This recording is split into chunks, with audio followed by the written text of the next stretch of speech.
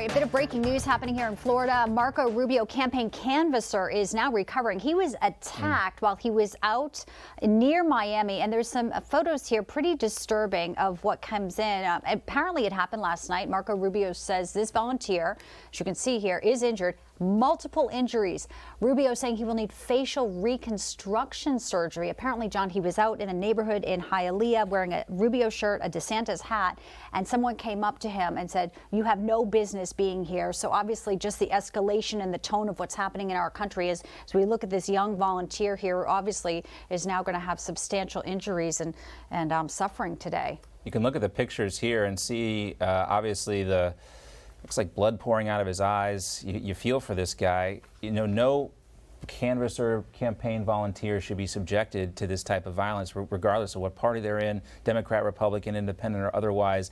And this speaks to the extreme nature of today's political environment, that you can't canvass on behalf of a certain candidate without meeting this type of violence. It's awful. Marco Rubio did put out a statement on Twitter where he again just describes the violence that broke out. He says he was brutally attacked, in his words, by 4 animals who told him Republicans weren't allowed in their neighborhood in Hialeah, Florida.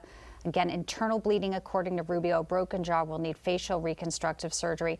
It's very troubling. And, you know, John, we saw this also with a grandmother who was a pro-life supporter who came out and was canvassing as well, knocked on someone's door. They came back and she was shot in her back and she survived. But, I mean, just someone out there for a cause or a candidate they believe in could even be exposed to violence today. It's such a sad, sad statement of where we are. Let's get out to Leonardo Feldman. He joined us live now in Hialeah with more on the attack on this Marco Rubio's volunteer. Great to have you with us, Leo.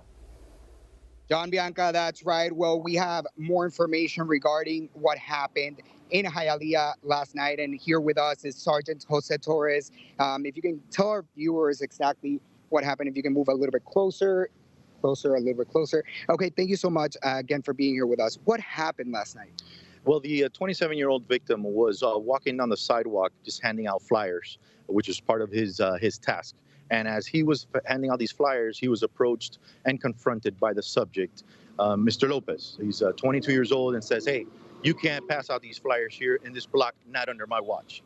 So they got into a little verbal dispute, but the victim attempted to evade any confrontation with this individual, but the individual, didn't give in, chased him down, grabbed him, slammed him on the floor, and caused several bruising and lacerations to his head.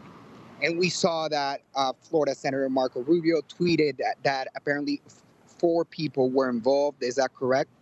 The investigation is currently ongoing. We have our Detective Bureau trying to get to the bottom of how many people were involved, but there appears to be other people. We just don't know how much. So, our investigation is going on right now as we speak.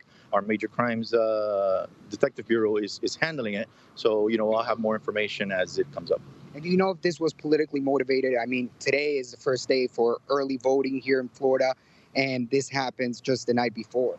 We can't say it's politically motivated as of yet. That's why we have our investigators on the case, which will reveal a little bit more information. Right now, we cannot comment on that because we don't have any more in the investigation. And do you know the suspect? Is he known to authorities here?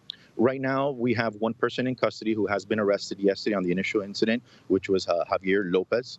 He's 22 years old. He has been arrested and he's still in TGK custody. And yes, we are aware of who he is.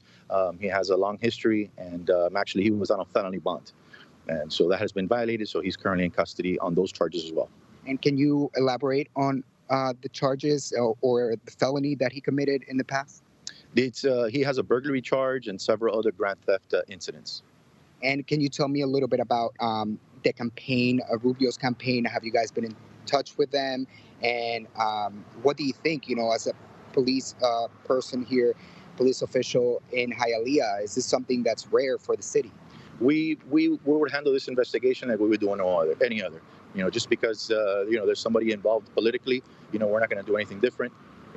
Everybody who comes here and commits a crime is going to pay for whatever crime they committed. So we're treating this just like a regular crime and, making the arrest and closing this case out. And is he expected to survive? What do you know about the victim? Yes, the victim is going to survive. It just has superficial wounds to include a laceration on his eyes. He has several bruising, but he is alive and well and was treated on the scene by Hialeah Fire Rescue. So he's out of the hospital. Was he hospitalized? I don't have any information that he was transported, but I know he was treated on the scene by Hialeah Fire Rescue. And where exactly did this happen in the city? It occurred at 140 East 60th Street on the sidewalk.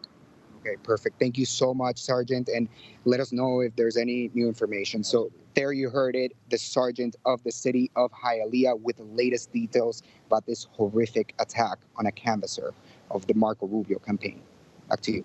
Certainly disturbing, and to learn this suspect also has a rap sheet as well. Leonardo Feldman live in Miami. Thank you.